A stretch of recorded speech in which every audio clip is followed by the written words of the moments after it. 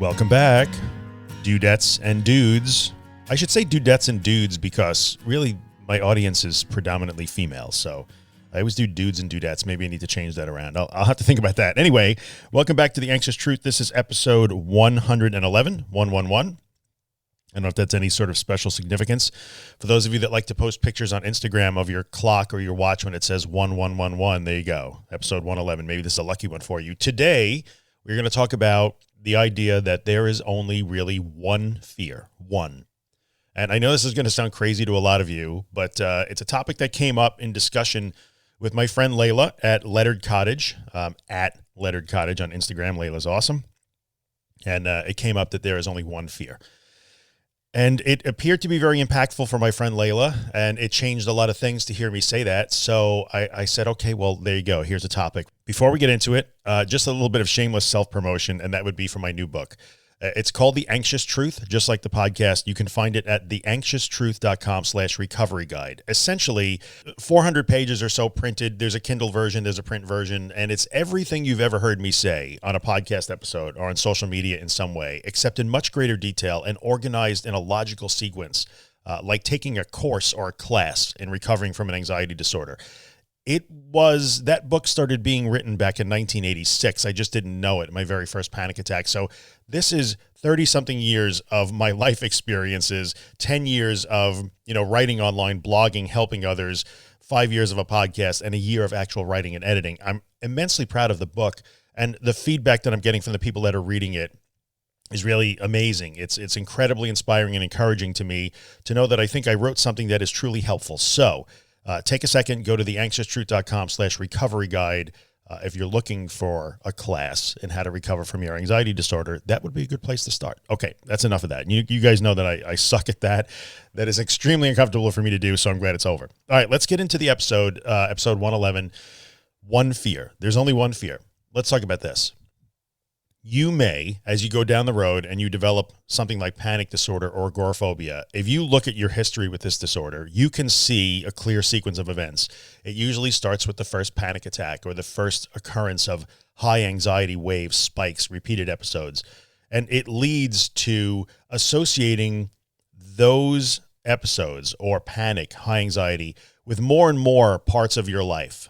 You become afraid to do things like drive or go back to work or go to school or be home alone or go to restaurants. Wherever you experience these uncomfortable sensations and thoughts, you begin to be afraid of those things. And most people who are suffering with this disorder, these disorders who are listening to the podcast, can relate to what that's all about. And so over time, especially if you've been dealing with this for a very long time, months or even years, like many of you have, and that's okay. Even if you've been dealing with this for many years, you can get better. It's okay. If you have been dealing with this for any extended period of time, you may find that you sit one day and think, this is insane. Like, I am afraid of everything. I'm just afraid of everything. If you sat down and wrote out the list of things that you are afraid of, if you have been suffering with these problems for any extended period of time, that list would get really long.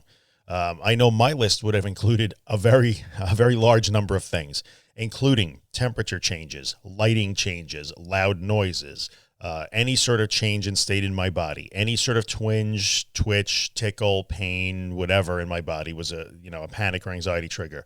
Driving away from the house alone at all, driving on the highway, going any long distance from home, being home alone, having to answer the phone and deal with a stressful situation in my business. Like, I would have had a very long list of things, being out, trapped at like a restaurant or, a function where I couldn't just leave.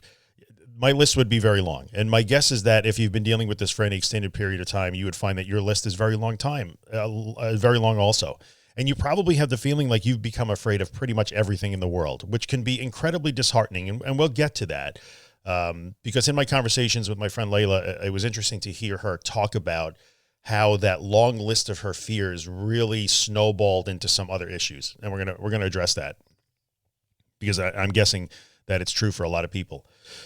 Here's the deal, that long list of fears that you have. And look, even if you're kind of new to this and you're just starting to kind of go down that rabbit hole of an anxiety disorder, panic disorder, agoraphobia, monophobia, that sort of thing, the things I talk about all the time. If you're just going down that road and you've only been dealing with it for a few months, possibly, you will find that maybe you don't have the longest list, but you are noticing that the list is getting longer. So it's longer than it was when you started. But here's the deal. In the end, there is really only one fear. So that long list of things that you think you are afraid of is actually incorrect. There is only one fear. And when you're able to solve the one fear, you pretty much solve the whole problem. And I think if you've been listening to me long enough, you are going to understand exactly what I'm going to say and what I'm going to tell you this one fear is. But so many people get caught up in trying to attack, well, now I have to learn how to drive. Now I have to learn to be home alone. Now I have to learn to go to the supermarket. Now I have to learn to go to restaurants. Now I have to learn to go back to work. Now I have to learn to move to another city 6 hours away. Like, so many people get overwhelmed by the idea that they have this very long list of things that they have to overcome. These are just giant challenges, huge list of challenges that life is going to present. If I can get back, before I can get back to a normal life, I have to learn to be able to get in the shower without having a panic attack. I have to learn how to be able to answer the phone or make a phone call without having a panic attack. I have to learn to do this. I have to learn to do that. And it could be incredibly discouraging, but in the end, there's really only one fear under all of those things. So when we boil it down, suddenly the path to recovery will get a lot clearer and easier when you see it this way. So the deal is that the one fear that is underneath that entire long list of things that you are afraid to do, or that you feel you will have to, challenges that you will have to meet in order to get your life back. The one fear underneath that is the fear of how you feel and what you think. So you are really only afraid of one thing in the end. You are afraid of how you feel and what you think. You are afraid of the sensations and symptoms of panic and anxiety. You are afraid of the scary thoughts, the what-if thoughts, the catastrophic thoughts, the distorted, fear-driven, irrational thoughts that come with panic and anxiety. You have learned to be afraid of those things. And really the hallmark of an anxiety disorder, where anxiety stops being just anxiety like most everybody has and becomes an anxiety disorder, is when you stop being afraid of specific things in life and you start being afraid of the anxiety itself. So the hallmark of your disorder is that you are afraid of being afraid. The fear is driven by its own self. You are afraid of the fear. The anxiety is driven by the anxiety. The panic attacks are driven by the panic attacks. And what winds up happening over time is that you just take that one fear, the one fear, I'm afraid of how I feel and what I think when I'm anxious, and you start to glue it to a lot of different, situations, contexts, places, people, tasks. You start to glue it to different things in your life. So wherever your first panic attack was, or wherever you felt first uncomfortable because of anxiety, a high anxiety wave, well, that was the first thing you glued it to. And then you started, so for me, the first time I had a panic attack while in the car, I instantaneously glued my one fear to driving. And I happened to be on the freeway or the Long Island Expressway at the time. So I glued that one fear to driving on the Long Island Expressway, which then extrapolated to, if you live on Long Island, you know the roads I'm talking about, but which then got extrapolated to, I can't get on the Northern State Parkway. I can't get on the Southern State Parkway. I can't get on Sunrise Highway. I can't get on the Sunken Meadow Parkway. Like, all these are all of the highways that are local to where I live. But what I did is I took that one fear, my one fear of a panic attack, of feeling anxiety, of the sensations, of the thoughts that come with that. I took that one fear and I glued it to the highway. So therefore, I would have told you, yeah, I'm really afraid to drive on the highway. Then I started to glue that one fear into a bunch of different things. I glued that one fear into a lot of different situations: being at work, driving to work, driving home, being home alone in the office, being alone at home. Again, I can list a very long list of places and situations and contexts that I was afraid of, or I would have told you that I was afraid of. But in the end, I was only afraid of one thing, and you are too. So what winds up happening is, as you go down the road and you are dealing and trying to manage your anxiety, trying to endure it, trying to work around it, trying to engineer around it, you just keep gluing that one fear to more and more situations in your life: eating at restaurants, going to gatherings, being in public, being in crowds, being alone, being in the car, being outside, the sun being hidden by a cloud, a breeze that comes out of nowhere and you feel it, changes in your body, the things you eat. You glue that one fear to more and more things over time. And that is the natural progression that leads from something like panic disorder to something like agoraphobia, because as you glue the one fear to more and more places and contexts and people and situations, you begin to go into avoidance mode. You start to not want to be in those contexts, in those situations. You don't want to talk to those people. So we can glue the one fear to a lot of different things. We can glue them to physical sensations. We could glue it to physical places and locations. We can glue it to time of day. There are people that glue the one fear to the morning, or they glue the one fear to the evening, right? They glue the one fear to people. They glue the one fear to tasks that are independent of where they happen to be. Some people glue their one fear to being on the telephone, or talking to specific people like doctors, or going to specific places like a doctor's office.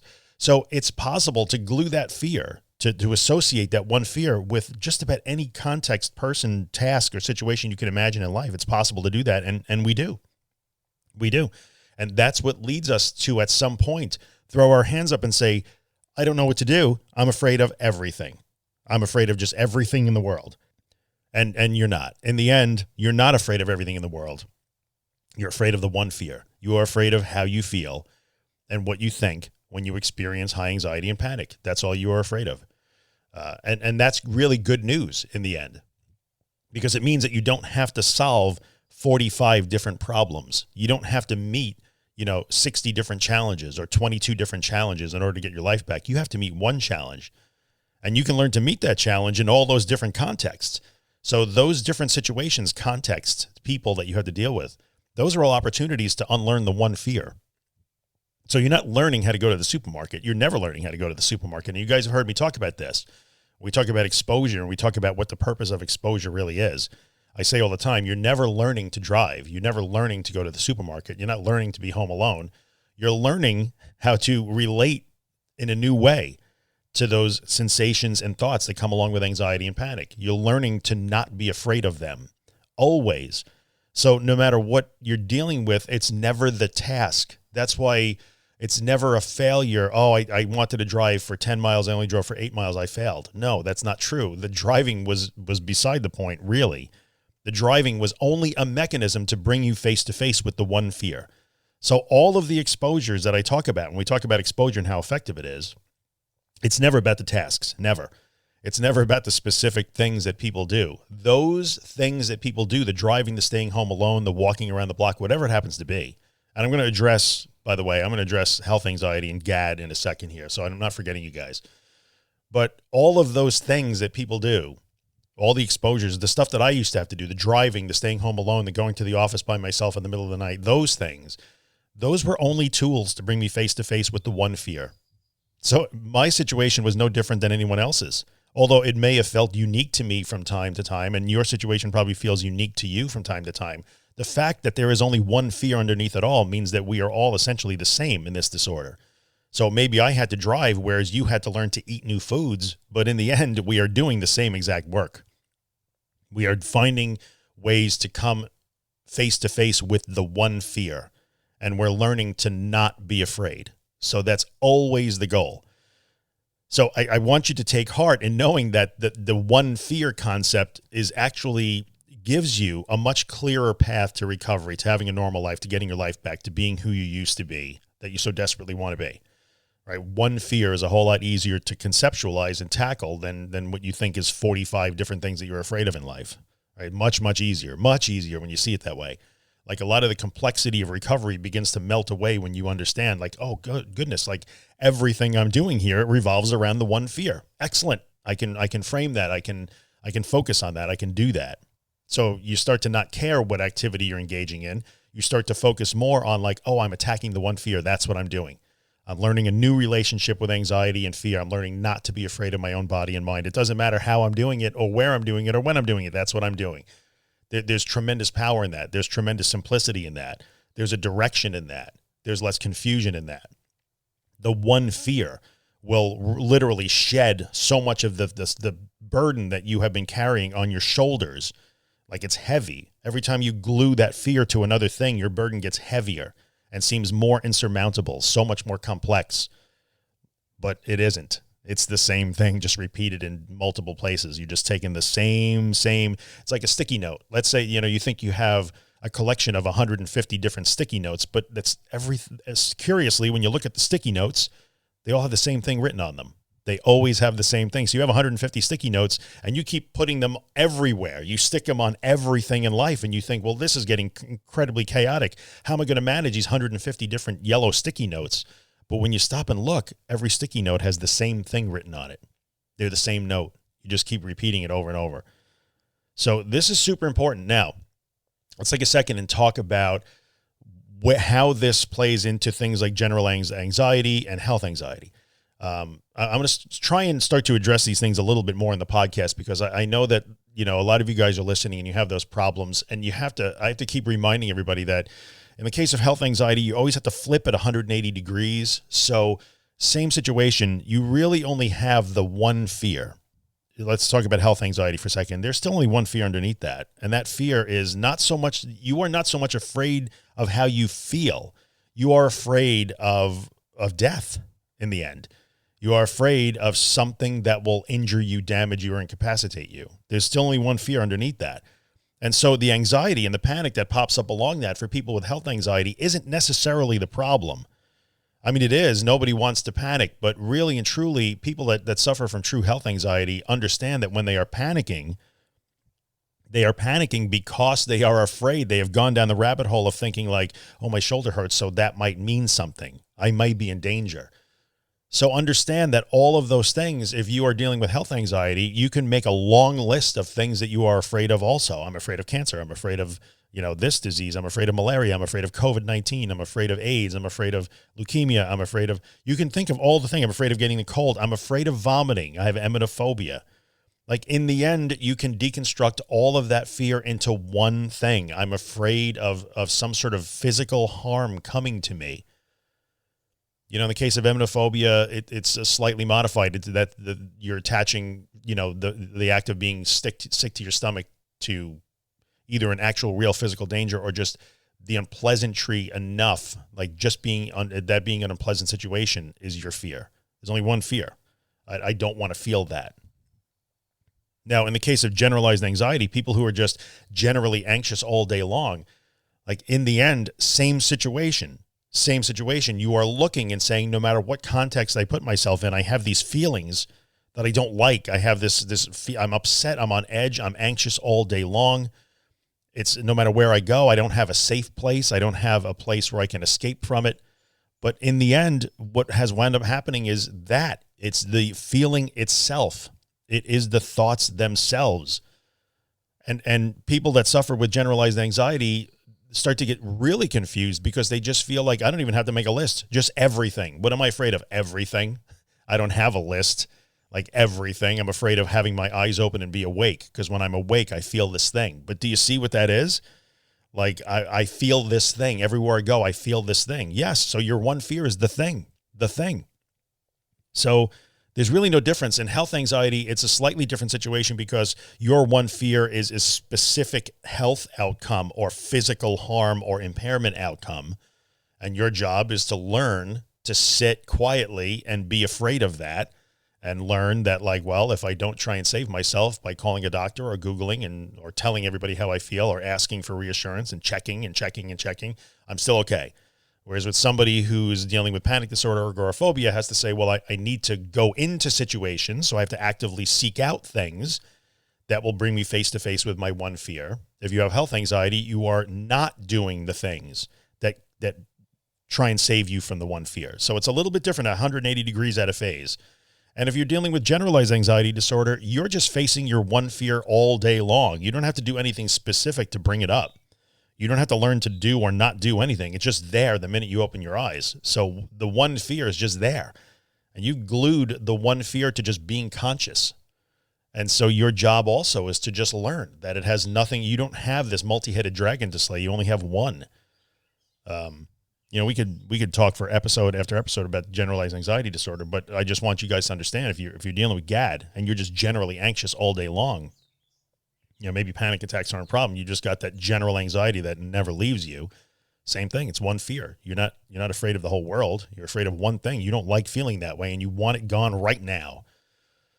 So the principles apply. There's modifications as we go through variations of the disorder, but the same principle of one fear applies. Now let's talk about, what this means sometimes from an emotional or competence and confidence standpoint. You hear me talk about these words more and more and more. And I'm going to tell you that as I go further along, 5 years of doing this podcast, and building a social media community around it with thousands of people that I get to communicate with all the time. And I have the privilege of doing that. Like, I can see where the patterns start to come up. And the words competence and confidence, I think, are key. So in my discussion with my friend about this, I was surprised to hear this person say that so much of the guilt and shame that went along with the disorder kind of got lifted away. When like the light bulb went on, she heard me say there's only one fear and you glue it to everything. It was a big thing. And she said this on her social. So I don't believe I'm talking out of turn here. She put it on her Instagram story, and she has a huge number of followers. Go Layla. So a lot of people saw her talk about this, but the idea of all of that, I think a lot of people are carrying guilt. They're carrying shame. They're carrying humiliation. They're carrying embarrassment, not because of some trauma in their past, which it certainly could be a thing, but because of the disorder themselves. Like, I'm incapable. I have no confidence. I'm not competent. I suck at life now. I need people to take care of me. I'm ruining life for my family, my husband, my wife, my kids, my friends. I'm ruining my business or my career. I'm not a good team worker, coworker. I'm not a good friend. And that leads to tremendous amounts of guilt and shame and all of those things, humiliation that people carry along with the disorder. But understanding that it's not that complicated, like, oh, wait a minute here. I haven't learned to suck at life. I only am afraid of one thing. I have one fear. Like, that's a whole lot easier to swallow. I have one fear, and I have just pinned it with little push pins or glue. I've hot glued it to like 72 different contexts in my life. And that has made me felt overwhelmed. I don't know where to start. I can't imagine I could solve all these problems. I keep getting worse and worse. I'm more and more broken. You are not more and more broken. You're just taking the butter of you're taking the butter of the disorder and spreading it across more and more pieces of bread. So if your life is a loaf of bread and the disorder is butter, well, you started by buttering one slice and now you're up to about half the loaf. That's all it is. That's all it is. You just have to learn to put down the butter. Put down the butter. It's going to be okay. And we're going to scrape that butter off and get you back to like a clean loaf of bread. Probably bake a new loaf of bread. So it isn't that you're getting worse and worse. You're not getting more and more broken, more and more ill, less and less competent. You're not sucking more at life. You don't have to be embarrassed. You don't have to be humiliated. You don't have to feel shame over that. It's one fear. It's only one. So you don't have this enormous, overwhelming, multi-directional, multivariant, complex problem to solve. You have one. You have one problem to solve here. And that is, you have to learn to not be afraid of how you feel and what you think. The one fear. That is it. That is it. And learning the idea that there is only one fear underneath this really can shed a tremendous amount of excess baggage. You can put down all of that baggage, get focused, and like firmly get yourself onto the path of recovery that we talk about all the time. You can do that now because you can let all of that other stuff go, all that extraneous stuff. Like, how do I have to start learning how to deal with making phone calls. Oh my God, I have to start learning how to deal with being alone. My husband's going back to work. My wife's going back to work. What am I going to do? Especially, in this, I'm recording this, we're still in the middle of the COVID-19 thing worldwide, the coronavirus pandemic. People are trying to get back to normal. We're trying to find ways to like get back and open the economy and get people back to like, a daily routine, getting back to work, getting back to school while still managing this biological issue we got going on here. And for people who have basically been able to retreat for the last 3.5 months and now have to get back into life, this is yet another like, oh, geez, I suck at this too. I suck at a pandemic. And so you're taking on the shame, the guilt, the negative self-judgment based on the fact that you're gluing the one fear to more and more situations. So you just, like I said, just got to put the butter down. First thing we're going to do is understand what you're doing. You're buttering every slice of the loaf of life the loaf of bread that is life. If life is a loaf of bread, you're buttering every single slice with your anxiety disorder. That's all that's happening here. It's only one problem. You only have one problem, and that's butter. Put down the butter.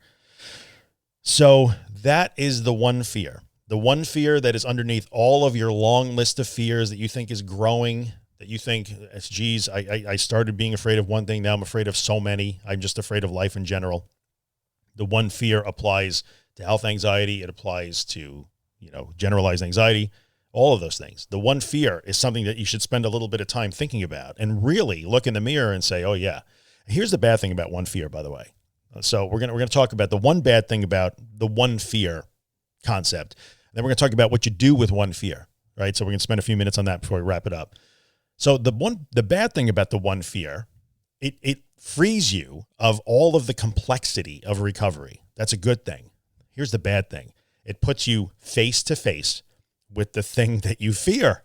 Like, we have stripped away all the stuff that goes around it. We've stripped away all of the complexity that leads you in a zillion different directions to try and solve your symptoms and manage situations and manage your anxiety and knock it down with pills or meds or whatever it is you do. And that's great. It simplifies it, but when it simplifies it, you have nowhere to run.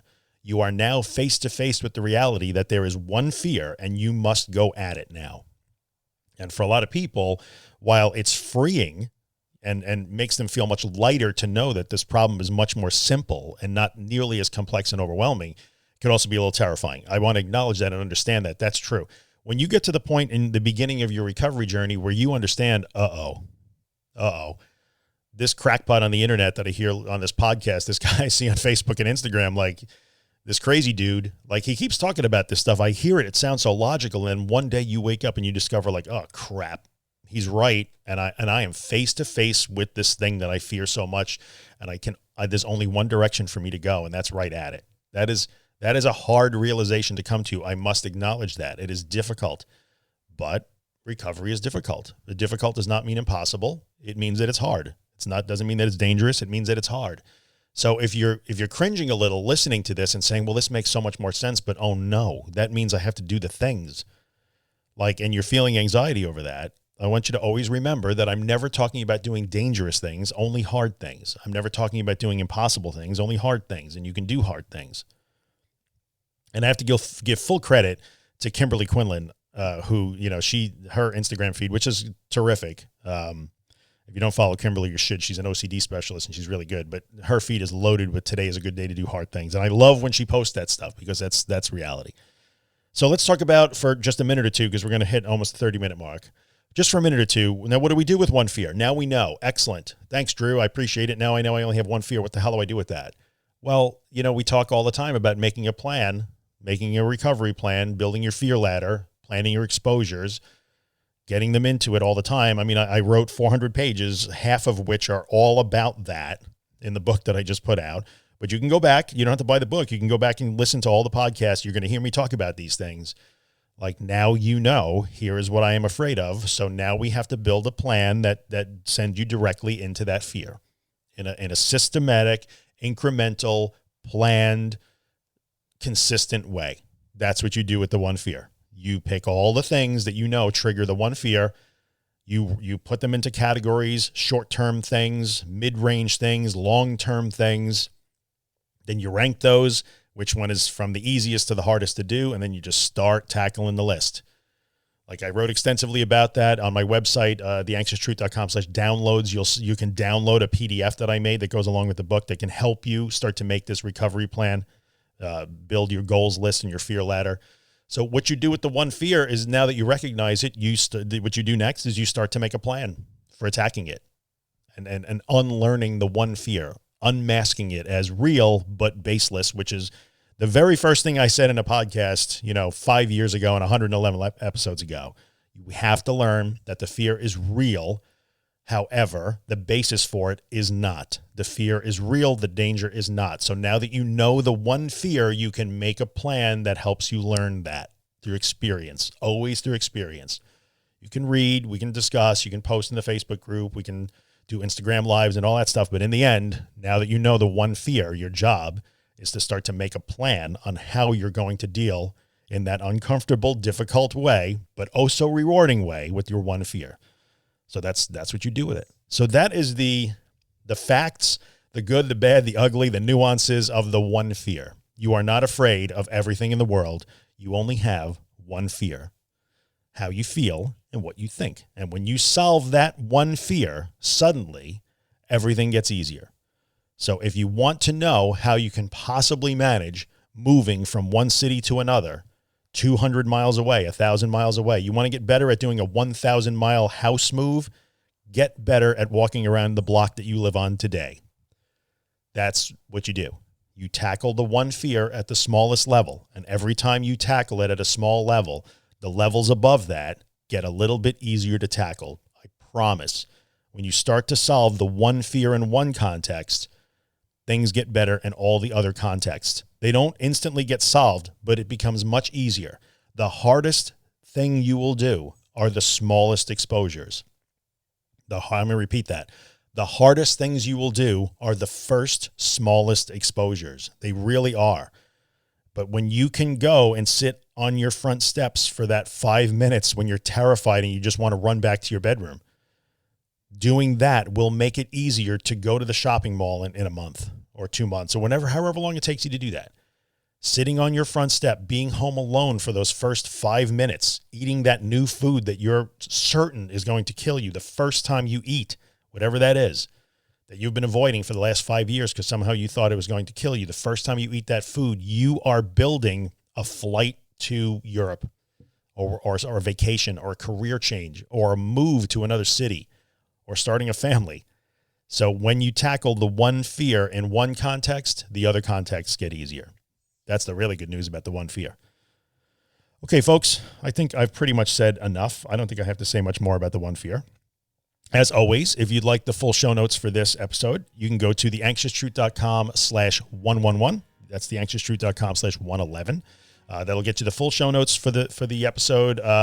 If you're listening on iTunes or any place where you can rate and review the podcast, I'm going to ask you to please leave me a 5-star rating and a review of some kind. If you're getting helped by the podcast, then it helps other people find it too. And this is why I do this. Like, it's supposed to be able to help people. So help me reach more people. If you think it's a good message, then help spread it around by rating the podcast and writing a little review if you could. Check out my book, theanxioustruth.com/recovery guide. If you're already reading it, thank you so much. And thank you to everybody for supporting the project. Like, it's been amazing, and I appreciate you guys all so much. If you're reading it already and you're loving it, write a review on Amazon. Anyway, all right, that's enough promotion here. Do what you got to do. Go tackle the one fear. And until then, before you do it, take 20 or 30 seconds and listen to my friend Ben Drake sing Afterglow. Facebook.com/Ben Drake Music. Ben is awesome. He's killing it. And as always, I thank him for the permission to use his music. All right, guys, see you in the next episode. Have a good one. Yeah, you're doing fine. Now in the city and you're living fast. No looking back or dwelling on the past. You know you'll never get another chance. So go and live your life. Push through the pressure like an atom bomb. You keep on dancing like it's your last song. Makes no difference if you're right or wrong. Now you're on your way. It's in the afterglow.